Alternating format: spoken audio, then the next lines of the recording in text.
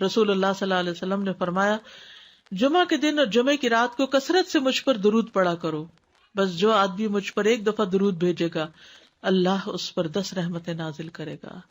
ہر بالغ پر جمعہ کے لیے جانا ضروری ہے، اور ہر وہ شخص جس پر جمعہ کے لیے جانا ضروری ہے اس پر غسل ہے، یعنی اس کو لازمی غسل کرنا چاہیے، اللہ یہ کہ کوئی مجبوری ہو۔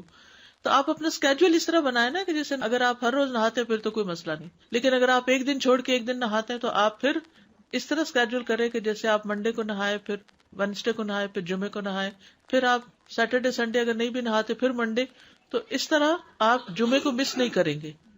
یہ نہیں کہ جمعرات کو نہا کے جمعہ کو چھوڑ دیا، یا جمعہ چھوڑ کے ہفتے کو نہائے، ایسا نہیں کرنا چاہیے۔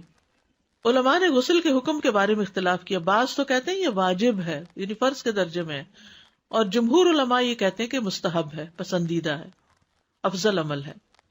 حدیث میں آتا ہے جس نے جمعے کے دن وضو کیا اس نے اچھا کیا، اور جس نے غسل کیا تو یہ افضل ہے۔ صفائی میں مبالغہ ہوتی ہے نا، ویکلی صفائی آپ کو کرنی ہوتی ہے، یعنی جیسے ناخن وغیرہ کاٹتے ہیں یا پھر اپنے زائد بال وغیرہ اتارتے ہیں، تو یہ سب چیزیں اگر جمعے کے دن ہو تو زیادہ بہتر ہے۔ نبی صلی اللہ علیہ وسلم نے فرمایا جو شخص جمعے کے دن اچھی طرح غسل کرے، اچھی طرح سنوار کر وضو کرے، اپنے بہترین لباس میں سے پہنے، یعنی جمعے کے دن باقی دنوں کی نسبت اچھا لباس پہنے، اللہ نے اس کی قسمت میں گھر والوں کی جو خوشبو لکھی ہو وہ لگا لے، یعنی گھر میں جو بھی خوشبو ہے، پھر جمعہ پڑھنے آئے تو لغو کام نہ کرے، 2 آدمیوں کے درمیان جدائی نہ کرے، یعنی 2 لوگ بیٹھے ان کے بیچ میں گھس کے بیٹھ جائے۔ اس جمعے اور دوسرے جمعے کے درمیان کے پورے ہفتے کے گناہ معاف کر دیے جاتے ہیں۔ پھر مسواک کرنا، جمعے کی سنتیں بتاتے ہوئے آپ نے فرمایا اور تم پر مسواک کرنا لازم ہے۔ اچھا لباس پہننا، نبی صلی اللہ علیہ وسلم نے فرمایا اگر ممکن ہو تو جمعہ کے لیے اپنے کام کاج کے کپڑوں کے علاوہ 2 کپڑے اور بنا رکھنے میں کیا حرج ہے، اسپیشل ڈریس رکھے جو جمعے کو ہی پہن لیں۔ خوشبو لگانا، یعنی خوشبو لگائے، حدیث میں آتا ہے چاہے وہ عورت کی خوشبو سے ہو، یعنی آپ کی اپنی نہیں، بیوی کی خوشبو پڑی ہو وہی لگا لو، لیکن لگاؤ۔ عمر بن دینار کہتے ہیں انہوں نے جابر رضی اللہ عنہ کو کہتے ہوئے سنا کہ ایک شخص جمعہ کے دن مسجد میں داخل ہوا اس حال میں کہ نبی صلی اللہ علیہ وسلم خطبہ دے رہے تھے، تو آپ نے فرمایا کیا تم نے نماز پڑھی؟ اس نے کہا نہیں، تو آپ نے فرمایا کھڑے ہو 2 رکعتیں پڑھو۔ اب یہ بڑا اہم مسئلہ ہے، مسجد میں داخل ہو چاہے خطبہ ہو رہا ہو 2 رکعت پڑھے بغیر نہ بیٹھو، ٹھیک ہے؟ اور یہ کیا ہے؟ دراصل تحیت المسجد، یہ جمعے کی سنتیں نہیں ہیں، یہ کیا ہے؟ تحیت المسجد ہے، اور مختصر پڑھی جائیں، یعنی امام جب خطبہ دے رہا ہو تو چاہیے کہ 2 رکعتیں پڑھے اور دونوں میں اختصار کرے۔ نماز سے قبل ہلکا بنانے کی ممانعت، مثلا آپ جلدی چلے گئے تو یہ نہیں کہ ایک گروپ بنا کے آپس میں گپ شپ شروع کر دیں، نہیں، سیدھے ہی لائنوں میں بیٹھیے۔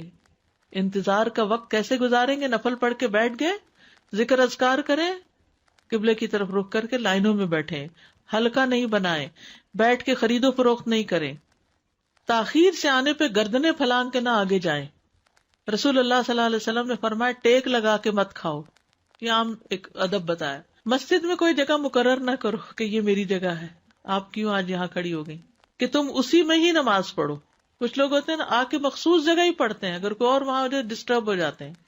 اور جمعہ کے دن لوگوں کی گردنیں نہ پھلانگو، ورنہ اللہ تمہیں قیامت کے دن لوگوں کے لیے پل بنا دے گا، کیونکہ بہت اذیت کی بات ہے نا، آپ بیٹھے ہیں لوگ باقاعدہ بعض اوقات کندھوں پہ ہاتھ رکھ کے اس کو تنگ کر اس کو تنگ کر، تو یہ نہیں کرنا چاہیے۔ جب لوگ مسجد آئے تو پہلی صف میں بیٹھیں، یہ نہیں پہلی چھوڑ کے آخری میں بیٹھ جائیں اور پھر لوگ ان کی گردنیں پھلانگتے رہیں، دوسروں کے لیے فتنہ بننا، کسی کو اس کی جگہ سے نہ اٹھانا۔ جابر رضی اللہ عنہ نبی صلی اللہ علیہ وسلم سے روایت کرتے ہیں آپ نے فرمایا تم میں سے کوئی شخص جمعہ کے دن اپنے بھائی کو کھڑا نہ کرے کہ پھر دوسری طرف سے آ کر اس کی جگہ پہ خود بیٹھ جائے، بلکہ جو آئے وہ کہے جگہ کشادہ کرو، ہمارے لیے بھی جگہ بناؤ، یہ کہے۔ خطبہ جمعہ اور اس کے آداب، خطبہ جمعہ کی اہمیت، جب اذان ہو جائے تو کیا کرے انسان؟ مسجد کی طرف دوڑ پڑے۔ تو مسجد میں جماعت تو نہیں ہو رہی ہوگی، پہلے کیا ہو رہا ہوگا؟ خطبہ ہو رہا ہوگا۔ خاموشی سے خطبہ سننا، یعنی بات نہیں کرنی چاہیے، کوئی اہم بات بھی نہیں پوچھنی چاہیے۔ ابن مسعود سے روایت ہے کہ انہوں نے ابی ابن کعب سے قرآن کی کسی آیت کے بارے میں سوال کیا جبکہ اللہ کے نبی خطبہ دے رہے تھے، تو انہوں نے اعراض کیا اور کوئی جواب نہ دیا۔ پھر جب آپ نے نماز پڑھائی تو ابی کہنے لگے تمہارا جمعہ ہی نہیں ہوا۔ تو ابن مسعود نے رسول اللہ صلی اللہ علیہ وسلم سے پوچھا تو آپ نے فرمایا ابی نے سچ کہا، کوئی بات کرنے کی اجازت نہیں، یہ کہنے کی بھی کہ چپ ہو جاؤ یہ بھی اجازت نہیں۔ عبداللہ بن مسعود کہتے کہ جب امام جمعہ کے لیے آ گیا پھر تمہارا اپنے ساتھی سے یہ کہنا کہ خاموش رہو لغویت کے لیے کافی ہے، یہ بھی لغو بات ہے۔ کوئی لغو حرکت نہ کرنا، کنکریوں سے نہ کھیلنا، فون سے نہیں کھیلنا، میسجز چیک نہیں کرنا، انگلیوں میں انگلیاں ڈال کے پٹاخے نہیں بجانا، گوٹ مار کے نہیں بیٹھنا۔ گوٹ مار کے کیسے بیٹھتے ہیں؟ گھٹنے اوپر کر کے اور یوں ایسے گھٹنوں کے گرد ہاتھ ڈال کے۔ کئی دفعہ ایسے نظر آتا ہے کہ خطبے میں لوگ اس طرح بیٹھے ہوتے ہیں کیونکہ پتہ نہیں ہے، یعنی آپ چوکڑی مار سکتے ہیں۔ آپ سب سے افضل پوزیشن تو یہ ہے کہ جیسے نماز کے اتحیات میں ہم بیٹھتے ہیں، لیکن کچھ لوگ اس طرح بیٹھ نہیں سکتے، چلے کرسی بھی بیٹھ جائیں۔ اگر کرسی نہیں ہے نیچے بیٹھے ہیں تو چوکڑی مار کے بیٹھ جائیں، مگر ٹانگیں اس طرح پیٹ کے ساتھ لگا کے گھٹنوں پہ ہاتھ کو بل دے کے اس طرح نہیں بیٹھے۔ فرض کے بعد 2 رکعت پڑھنا۔ عبداللہ بن عمر سے روایت ہے انہوں نے رسول اللہ صلی اللہ علیہ وسلم کی نفل نماز کو بیان کیا اور کہا کہ آپ جمعے کے بعد کوئی نفل نماز نہیں پڑھتے تھے حتیٰ کہ واپس تشریف لے جاتے، پھر اپنے گھر میں 2 رکعت پڑھتے تھے۔ اب جو لوگ گھر نہیں جاتے تو پھر وہیں پر وہ پڑھ لیتے ہیں، ورنہ آپ صلی اللہ علیہ وسلم اپنی سنتیں وغیرہ گھر میں پڑھتے تھے۔ اور اسی طرح 4 بھی پڑھی جا سکتی، 2 بھی ہیں 4 بھی ہیں۔ آپ صلی اللہ علیہ وسلم نے فرمایا جب تم میں سے کوئی جمعہ پڑھ چکے تو اس کے بعد 4 رکعتیں پڑھے، یہ آپ کا حکم ہے۔ تو جب آپ کا 2 چیزیں ہوتی ہیں سمجھنے کے لیے، ایک آپ کا فعل ہوتا ہے اور ایک آپ کا حکم ہوتا ہے، تو ہمارے لیے کیا ہے جو آپ کا حکم ہو۔ جمعے کے دن قبولیت کی گھڑی ہوتی ہے، اس وقت اللہ سے بھلائی مانگنی چاہیے۔ رسول اللہ صلی اللہ علیہ وسلم نے فرمایا جمعے کے دن میں ایک گھڑی ایسی ہے کہ کوئی مسلمان اللہ سے کسی خیر کا سوال کرتے ہوئے اس کی موافقت نہیں کرتا مگر اللہ اسے وہی خیر عطا کر دیتا ہے۔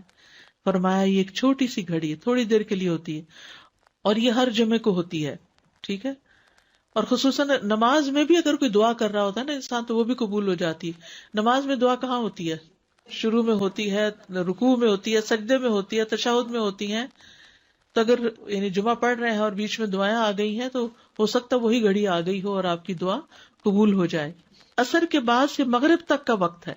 انس بن مالک سے روایت ہے کہ نبی صلی اللہ علیہ وسلم نے فرمایا جمعہ کے دن اس گھڑی کو جس میں دعا کی قبولیت کی امید کی جاتی ہے عصر سے لے کر سورج ڈوبنے تک کے درمیان تلاش کرو، اور دن کی آخری گھڑی ہے۔ تو اللہ سبحانہ و تعالی ہمیں اس دن کی برکتوں سے فائدہ اٹھانے کی توفیق عطا فرمائے۔